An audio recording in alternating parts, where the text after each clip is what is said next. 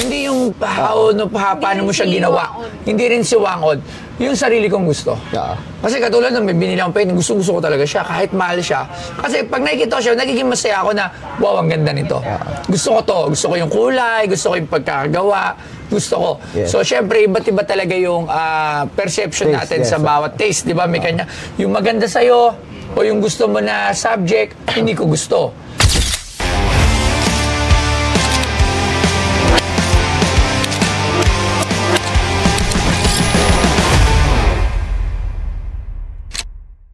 Puno ka bala. O, sa mo to. Puno ka bala ka dyan. Ikaw kuha mo inis mo to, no? Ano? Yes! Magandang araw po sa inyo. Ginoo. Ano po pangalan ni Ginoo? John Cesar, sir. Artist. Visual artist. John Cesar, visual artist. Makati visual artist. Makati visual. May hand stamp niya to. Wangod na gawa mo. Doon ko ginawa sa Kalinga. On the spot. Ano yan? Oil? Oil. Oil. Wow, sige, tingnan natin nga yan.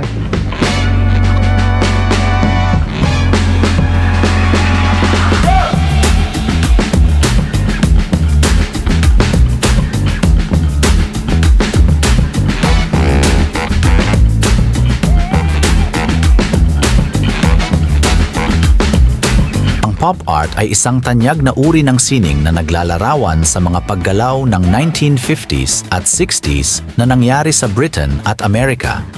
Kilala rin ito sa maliwanag na tono at magagandang kulay na ginagawang nakakaakit ang pop art sa mga mahilig sa sining at individual.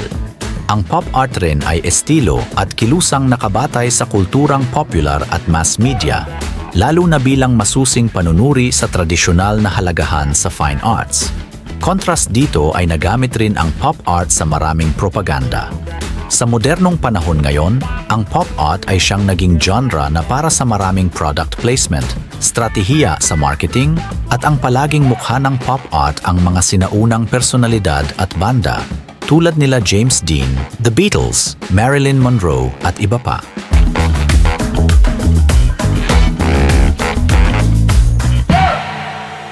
Tapos, pakita ko sa iyo ito.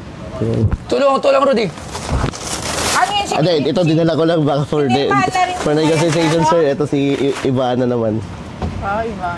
Pero wala yan sa ito. Dinala ko lang for... Ivana. Ito may hand stamp to ni... Ito, sir, yung video nung... Ano yan?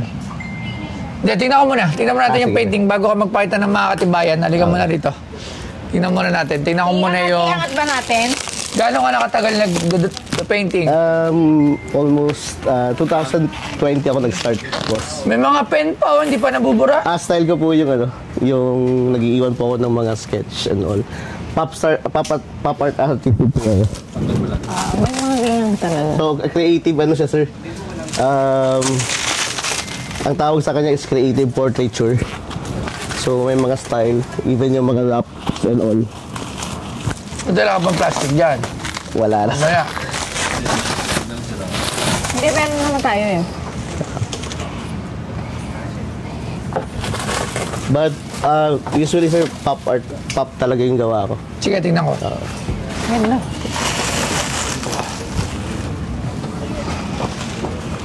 Pop art.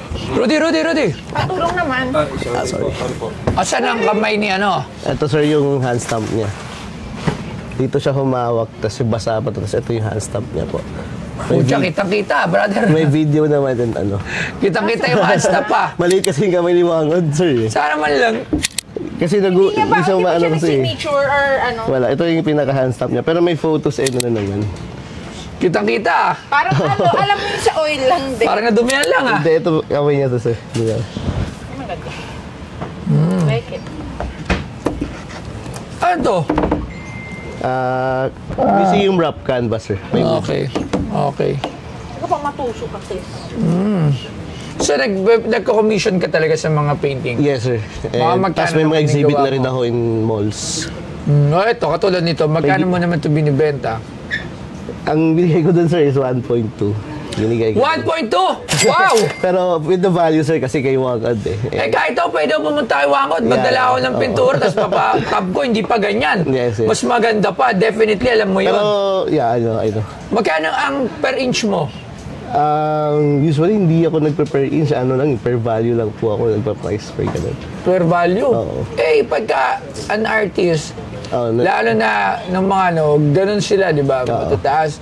1.2. Pero pwede mo naman yun. Ganun ka na talaga magpa-commission painting? Hindi naman, sir. Ba't mo naisipang 1.2 to? Kasi may thumbmark niya Wangod. Yeah, and then yung oil. Hindi ko makikita mo nga yung thumbmark mo. Hindi na maayos. Meron ka video. Yes, sir. And pero kasi, syempre, pag sa painting, kunyari, bibilin mo to, i-display mo sa bahay. Iyabang ko. Sabihin ko niya, may bisita sa bahay ka. Picture yan ni Wangod ah. Sabi ko, oo, alam mo pa. Kita mo yan, may fingerprint, may kamay. Asan? Mamamatay-matay yung kakasilip. Maliit kasi yung tapos, mabilisan. Hindi, meron yan. Papakita ko pa yung video. Kumbaga, sobrang daming proseso para i-prove, di ba? Oo. Tapos, pero magkano talaga mga commission works mo? Ang pinakamahal ko na nabenta, sir, was nasa 500. Kay Jordan naman yun. Alin doon? Pero gawa yun, binili lang ni John D ng mayor ng Isabela. Anong gawa? Ito yan, sir. Maganda. Top artist talaga ako. Yun talaga yung ano. Para kasi sino ba yung pinuntahan ko nakaraan? Ruder, pangalan ba nun? Pinuntahan ko sa yung may malaking magandang painting. Ito. Usually ganito yung mga gawa ko. Ganda. Maganda. Ang ganda, no? Mga Nirvana ko ngayon. Kasi sa bahay, nahihilig na rin kami sa painting. May ako ngayon, yung fourth solo show ko sa North EDSA, sa Dry Brush. Hindi lang, may papakita ako sa'yo. Alam nyo ba na ang Cellboy ay isa sa pinaka-top distributor ng cellphone sa buong Pilipinas? At alam nyo ba na since 2009, meron na silang 50 branches nationwide. Kaya makakasigurado ka dito na legit at quality ang kanilang mga produkto. Katulad dito, bagong-bagong labas ng Oppo A60. Tingnan nyo, hindi nyo ito basta-basta masisira. O diba, tingnan nyo, ang tibay. Kaya kung bibili kayo ng gadgets, wala kayong ibang pupuntahan kundi dito lang sa Cellboy. So ito mamen, geng. Ang paano lang yung pinta natin nakaraan? Man. Ito lang Ito yung solo show ko ngayon. Mga Mona Lisa ko. Ang ganda. Ito sa Dry Brush ko to, sir. Naka-solo show to. Ang ganda. Oo. Anong pangalan mo, boss? John Cesar po. Ito yung mga bagong style kong nilabas. Yan, maganda. Pero ano to, sir? Pagkano yan, ganyan? Ito, nasa mall to ngayon. Nasa 80. Ang ganda, no? Pero acrylic lang kasi to. Acrylic. Acrylic. Ito, oil ba to? Oil yan, sir. Ito, 1.2 million! Maganda. Ang ganda. Pero kasi, kung bibili ako, may 1.2 ako para bumili ng painting. To tell you honestly, hindi ito yun. Okay. Yeah, I know. Siguro alam mo yun. Alam mo sa syempre kalakaran ng sa arts, investment din. Yes. When it comes to painting, investment yan. So syempre, kung mag-shed ka ng 1.2 million, bibili ka ng something na alam mo na in the future, magtataas yung price. Yes. May value. Di ba? Maganda yung painting mo, okay sana. Kung mas maganda sana talaga kung madiin. Kasi para hindi na siya, kailangan mo pakita yung cellphone na, meron niyang ni Wangod. Or kaya sana kahit pinapirma mo, kaya kahit pinatattoo mo siya nung... Ako nagpatattoo eh. Yan, di ba? So, yun. So, ako sa 1.2... Pero sir, sige lang. I would say pass sa 1.2. Hindi ko rin kasi alam yung pricing mo when it comes sa arte. So, ayokong tumawad kasi ayokong makaroon ng... sa artist, ang hirap magbigay ng price sa isang artwork. Pero, kasi ang gaganda ng gawa mo. Oo, that's pop art. Ang gaganda doon. Kung yung mga gano'n, maganda sana pa-display sa bahay. Pero to okay to. Pero na to the point na bibilin ko to ng mahal. Sige. Siguro, regular commission works mo by display ko sa Polestar Museum. Sup, careful. Maganda eh. Diba? Okay, no? Magkano last price mo? Kung nga, bibigyan mo lang sa akin ng presyong ginawa mo lang siya. Gusto mo siya, ano? 500? Ha? Tangay na. Ito ikaw. Yung mga papart mo, magkano mga papart mo, yung mga ganun. Gusto yun. Ganun din yung pinakamahal ko yun nga, yung 500. Pinakamahal, yung Jordan. Pero yung iba, yung iba mga 80. Mga... May nag-200. May nag-200, right. Hi. Ako siguro, I will just visit na lang your exhibit at titingin ako doon baka may magustuhan ako ng painting ko. That is yun talaga yung gusto ko. Kasi ito, actually, fan naman ako ni Juan Od. Okay siya. Pero hindi para sa akin kung bibilin ko to, for me for my own perception,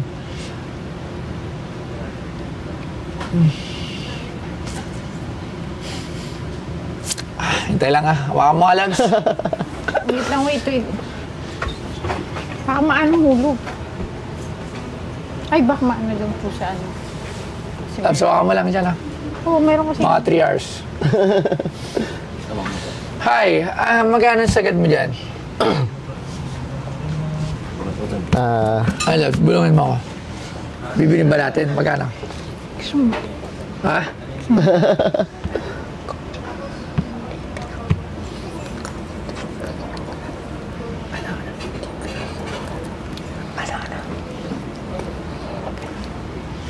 Okay. Sagad. Sige, Sam. Ako para sa akin kung bibilin ko to,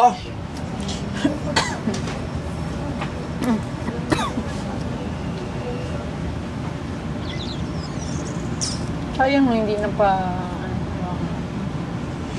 Ang hirap Yung mga photos sa 30 City naman. At saka mahirap sa artist kasi magaling. Oo. Pumunta na lang ako sa exhibit mo. Magkita na lang tayo doon. Hindi man lang ako bibili. Kasi mas nagusto ko pa. Syempre kasi ako maganda rin yung... Meron kasi akong sariling gusto Meron akong mga sariling taste na gusto ko na makita. So kung i-force ako na bumili ng hindi ko naman gusto, hindi rin ako magiging masaya. Okay, sir. Kumbaga, kung bibilin ko to, sa tingin ko sabi ko, mabibili ko siya ng 80,000, pero sa 80,000 parang hindi pa rin ako masaya Parang hindi ko feel na magiging masaya ako every time na makikita ko siya. Okay. Kasi... Kuya, baka... hindi sa work mo. Hindi yung paano mo siya ginawa. Hindi rin si Wangod. Yung sarili kong gusto. Kasi katulad may binili akong painting, gusto ko talaga siya, kahit mahal siya. Kasi pag nakikita ko siya, nagiging masaya ako na, wow, ang ganda nito. Gusto ko to. Gusto ko yung kulay, gusto ko yung pagkakagawa. Gusto ko. Yes. So, syempre, iba't iba talaga yung perception natin sa bawat taste. Di ba? May kanya. Yung maganda sa'yo, o yung gusto mo na subject, hindi ko gusto. So, paano tayo mag-meet halfway? Correct. So, mas maigi pa na pumunta ako doon sa iyong exhibit at makabili ako doon ng mga pinapakita mo na makita ko kung ano yung gusto ko, di ba? Pero nevertheless, maganda si Wangod at ayan. So, ayan guys. Ano pangalan, sir? John Cesar. John Cesar. O ayan. Si John Cesar ay may binibenta nga Wangod oil canvas sa canvas. Ayan, binibenta niya. Kontakin niyo na lang siya. I would say, pass mo na dito at pupunta na lang ako sa iyong gallery to visit your gallery, okay? Thank you. Ang ganda ng mga gawa mo rin, no? This is Ivana. Pero yung iba, ito, lupit din yan. Pinakita mo na yan kay Ivana. Hindi pa. Pakita natin yan. Ayan, magkano mo binibenta yan kay Ivana? Walang price. Wala pang price. Ito din no? Ito, pero most, sa tingin mo, magkano mo ito ibibenta, if ever? Mga sa 200 siguro. Wow, 200. 200 or mababa sa 150 na sagad. Hindi talaga ako mahilig sa mukha. Yung ganito na plain yung mukha. Pero yung may mga pop art yun, nag-iiba-iba yung gano'n. Iba, yung Pero yung nakaano yan sa gallery ngayon eh. Oo, yung may mga istorya. Oo, ganun. Bumili kasi ako kay Batute, dalawang ganun. Kaya si Batute ba yung mukha niya? Sobrang, ang ganda nung pagkakablend ng iba't ibang klase. Na-amaze ako, sabi ko nga kahit nga napaisip ko, tangina, bibilin ko ba ito? Pero binili ko pa rin kasi nagandahan ako. Ito maganda, pero it's not my cup of tea para sa akin. Gusto ko yung katulad ng pop art mo. Na iba-iba yung atake. Magulo, may istorya. Ito, may istorya naman to. Yan, lagi may orasan eh. No? Mahilig pa naman ako sa orasan. So, yan. So, maraming salamat. Hanggang kailan na exhibit mo? Hanggang July 27 na lang. July 27. Dry Brush, North Edsa. Sa interior. Ipapalabas namin ng ganito para ma-promote agad yung, alam mo, yung show mo. Try natin yan ipalabas sa, anong araw mo? Bukas. Try natin pumunta din. Try natin pumunta para makapasin. Sige, boss. Tara. Okay, thank you sa Polestar for having me here and for exposing my paintings. Yun, sana bumili si Boss Toyo sa akin dun sa exhibit ko ngayon sa Dry Brush, SM North Edsa. And yeah, it was nice to be here and different experience. Ang ganda. Saya. Thank you.